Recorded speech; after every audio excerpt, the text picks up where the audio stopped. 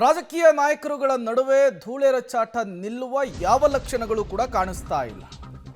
ಮುರುಗೇಶ್ ನಿರಾಣಿ ವಿರುದ್ಧ ಸಚಿವ ಎಂಬಿ ಪಾಟೀಲ್ ಭ್ರಷ್ಟಾಚಾರದ ಆರೋಪ ಮಾಡಿದ್ದಾರೆ. ಈ ವಿಚಾರಕ್ಕೆ ಸಂಬಂಧಪಟ್ಟಂತೆ ಬಾಗಲಕೋಟೆಯಲ್ಲಿ ಮಾಜಿ ಸಚಿವ ಮುರುಗೇಶ್ ನಿರಾಣಿ ವಾಗ್ದಾಳಿ ನಡೆಸಿದ್ದಾರೆ. ಸಚಿವ ಎಂಬಿ ಪಾಟೀಲ್ಗೆ ನಿರಾಣಿ ಸವಾಲನ್ನ ಹಾಕಿದ್ದಾರೆ. ಗೌಡ, ನಿನ್ನ ದರ್ಪ, ಅಧಿಕಾರದ ದರ್ಪವನ್ನು ನಮ್ಮ ಮುಂದೆ ತೋರಿಸಬೇಡ. ನೀನು ಒಂದೇ ಒಂದು ಭ್ರಷ್ಟಾಚಾರ ಮಾಡಿಲ್ಲ ಅಂತೇಳಿ ತಾಯಿ ಮೇಲೆ ಆಣೆ ಮಾಡು ನೋಡೋಣ.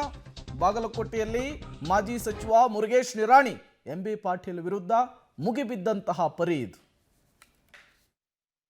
ಸಚಿವನಾಗಿದ್ದಾಗ ಇಲ್ಲಿವರೆಗೆ ರಾಜಕಾರಣ ಮಾಡಿದ್ರಂತವರಲ್ಲಿರ್ಬೋದು, ಅಥವಾ ಈ 1.5 ವರ್ಷ ಕೈಗಾರಿಕಾ ಸಚಿವನಾಗಿದ್ದಾಗ ನಿಮ್ಮ ತಾಯಿ ತಂದೆ ಮೇಲೆ ಪ್ರಮಾಣ ಮಾಡಿ ಹೇಳು, ನಾನು ಒಂದು ಭ್ರಷ್ಟಾಚಾರ ಮಾಡಿಲ್ಲ, ನಾನು ಯಾವುದನ್ನು ಸರ್ಕಾರದ ಆಸ್ತಿಯನ್ನ ಬೇರೆದವರ ಹೆಸರಿಂದ ನಾನು ತಗೊಂಡಿಲ್ಲ ಅನ್ನುವಂಥದ್ದು ಇವತ್ತು ನೀವು ಪ್ರಮಾಣ ಮಾಡ, ನಿಮ್ಮ ತಾಯಿ ತಂದೆ ಮೇಲೆ ಪ್ರಮಾಣ ಮಾಡಿ ಹೇಳು, ನೀನು ಹೇಳಿದ್ದನ್ನ ನಾನು ಕೇಳಿದ ತಯಾರಿದೆ. ಇದು ನನ್ನ ಚಾಲೆಂಜ್, ಇದು ನನ್ನ ಸವಾಲಿದು.